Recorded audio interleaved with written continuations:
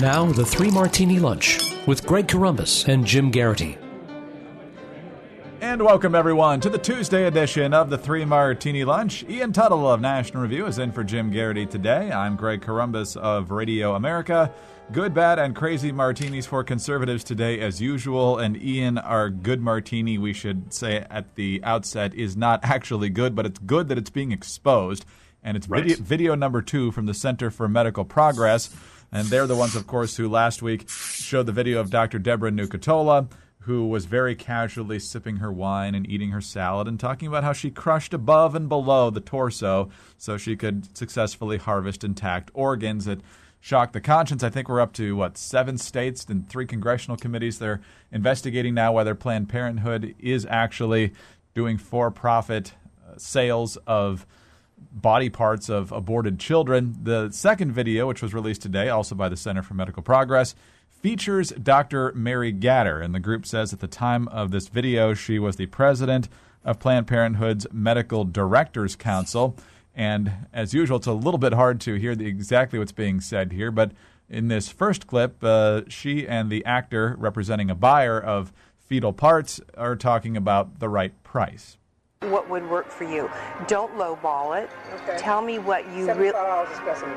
$75 a specimen. And then later on, Dr. Gatter talks about how she will have to check to see if that's the right price for specimens going to this alleged group. It's been years since I talked about compensation, so let me just figure out what others are getting at. If this is in the ballpark, and that's fine. If it's still low, then we can talk about it. You would. I want a Lamborghini. I said I want a Lamborghini. Said she wants a Lamborghini, Ian, and it's just so sick to watch this conversation, but we're getting drip, drip, drip here that's going to make life very uneasy for folks at Planned Parenthood because there seems to be more and more evidence that they are either very close or flagrantly over the line here when it comes to violating federal law. There's been a question about what the first video revealed in terms of compensation, because that's the question in the actual statute, is whether it affects valuable compensation. The question of the details of the law here is important, but not necessarily the main thing. What you see here is this woman saying $75 for a, quote, specimen, and then when the actors say, oh, that's lowball, she'll happily say, oh, yeah, okay, I'll happily go up on that. The money's not the thing, but if you want to give me more, I wouldn't be opposed to that.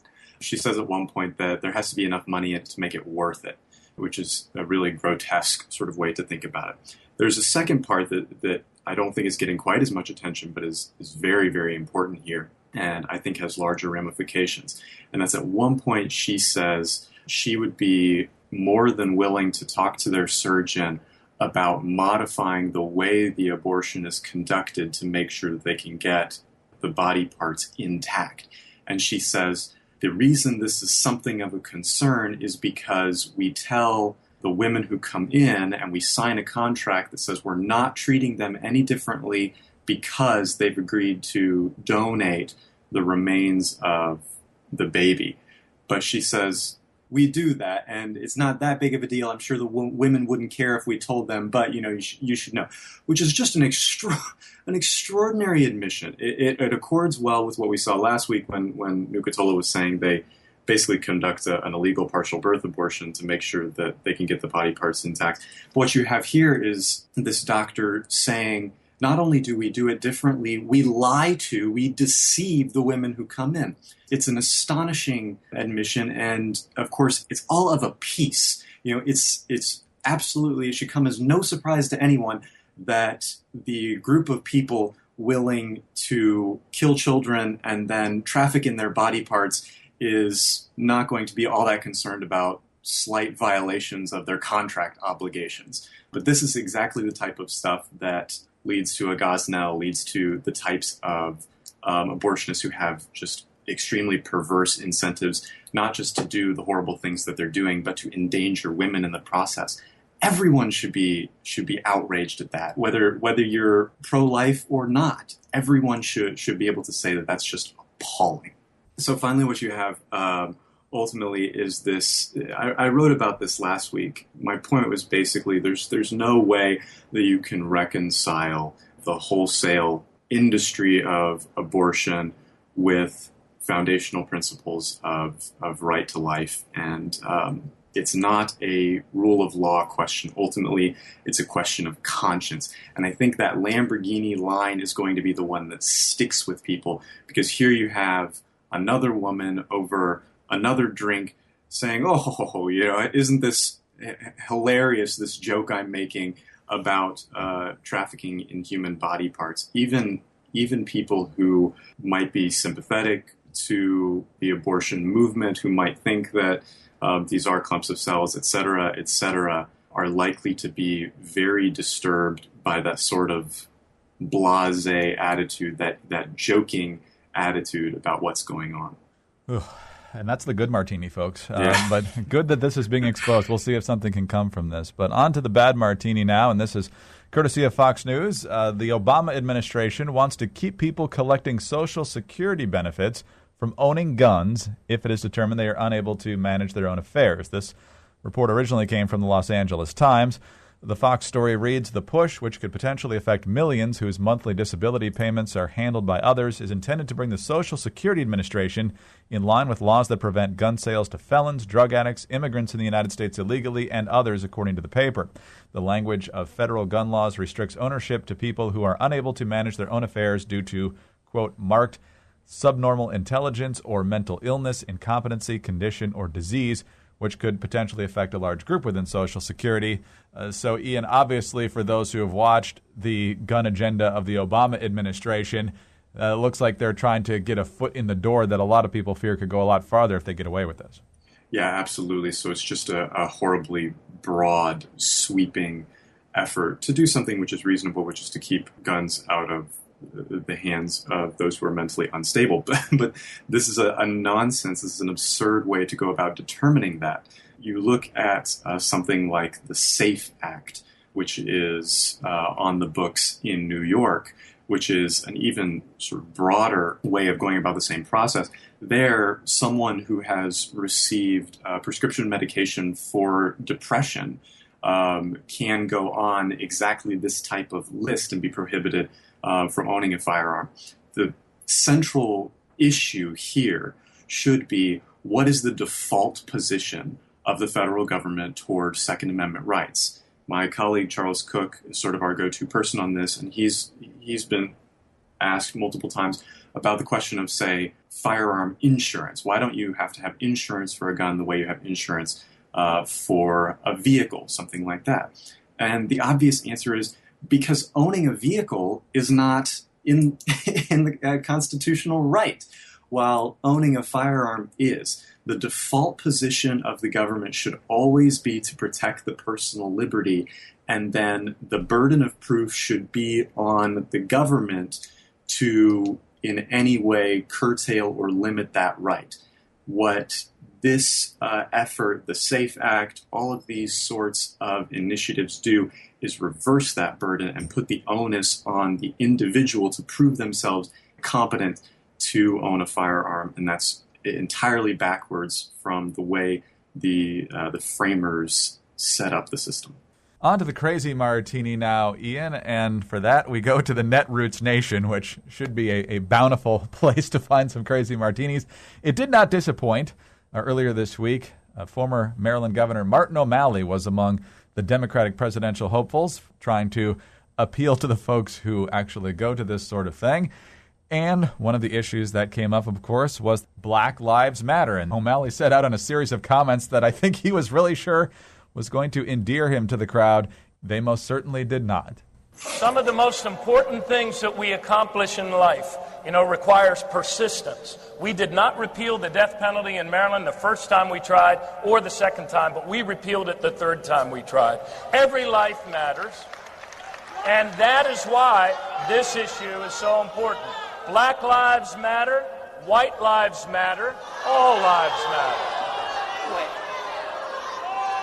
Black lives matter, white lives matter, all lives matter. Obviously, the base not too happy with that one, Ian. So Martin O'Malley deciding he needs to do some damage control for apparently thinking so foolishly that all life ought to be protected, goes on the L. Joy Williams show, and I kid you not, her show is called The Day in Blackness.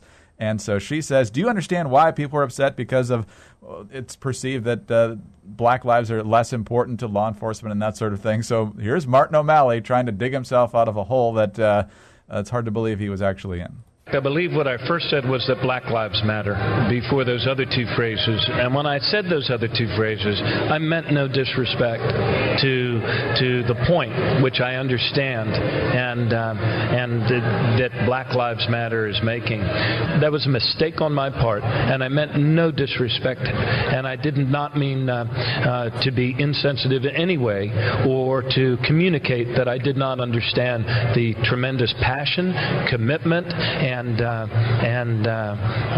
feeling and depth of feeling that all of us should be attaching to this issue. Multiple choice for you, Ian. I don't know which one's crazier, getting booed for saying that all lives matter or apologizing for saying that all lives matter. This is a really extraordinary state of affairs that we've come to, and I'm of two minds. It's sort of delicious if you're on the right watching this happen, because this is just a terrible political situation for Democratic candidates. They have this element of the left-wing electorate that is just rabid on this subject. Set aside the question of the merits of what the Black Lives Matters protesters are arguing. This is a true sort of radicalism, far more than anything that you have on the right.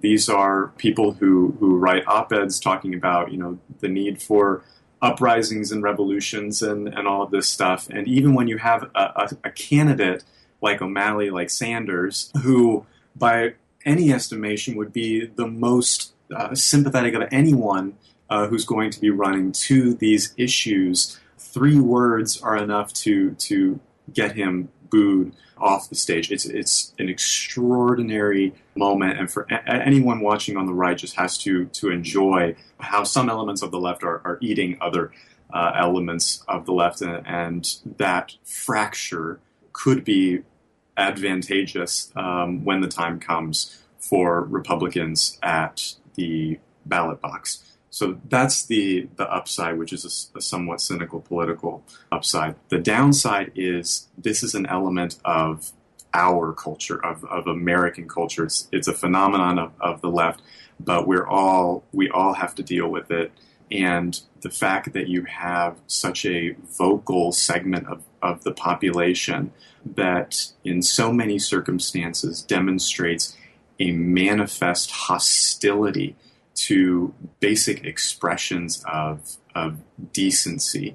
When someone comes out and says, "Oh, all lives matter," of course that's true, but the crowd losing control of itself is something that should be just extraordinarily off-putting to all of us, and it's something that we're going to have to deal with as a nation, as communities. It's not something, unfortunately, that is just going to be a phenomenon of the left that doesn't touch the rest of us. So that's the downside, and that's the worrying part here.